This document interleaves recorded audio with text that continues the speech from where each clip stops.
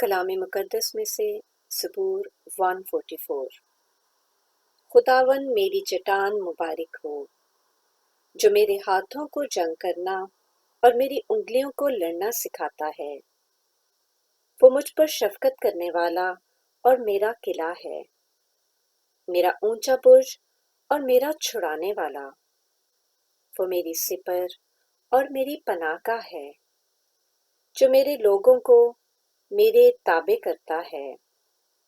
اے خداوند، انسان کیا ہے کہ تو اسے یاد رکھے، اور آدم زاد کیا ہے کہ تو اس کا خیال کرے۔ انسان بتلان کی مانند ہے، اس کے دن ڈھلتے سایہ کی مانند ہیں۔ اے خداوند، آسمانوں کو جھکا کر اتر آ، پہاڑوں کو چھو تو ان سے دھواں اٹھے گا۔ بجلی گرا کر ان کو پراگندہ کر دے، اپنے تیر چلا کر ان کو شکست دے۔ اوپر سے ہاتھ بڑھا، مجھے رہائی دے اور بڑے سیلاب یعنی پردیسیوں کے ہاتھ سے چھڑا، جن کے منہ سے بطالت نکلتی رہتی ہے اور جن کا داہنا ہاتھ جھوٹ کا داہنا ہاتھ ہے۔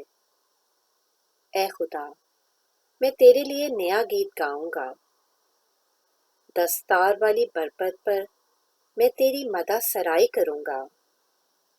وہی بادشاہوں کو نجات بخشتا ہے اور اپنے بندہ داؤد کو مہلک تلوار سے بچاتا ہے۔ مجھے بچا اور پردیسیوں کے ہاتھ سے چھڑا، جن کے منہ سے بطالت نکلتی رہتی ہے اور جن کا دہنا ہاتھ جھوٹ کا دہنا ہاتھ ہے۔ جب ہمارے بیٹے جوانی میں قداور پودوں کی مانند ہوں اور ہماری بیٹیاں محل کے کونے کے لیے تراشے ہوئے پتھروں کی مانند ہوں۔ جب ہمارے خطے بھرے ہوں جن سے ہر قسم کی جنس مل سکے، اور ہماری بھیڑ بکریاں ہمارے کوچوں میں ہزاروں اور لاکھوں بچے دیں۔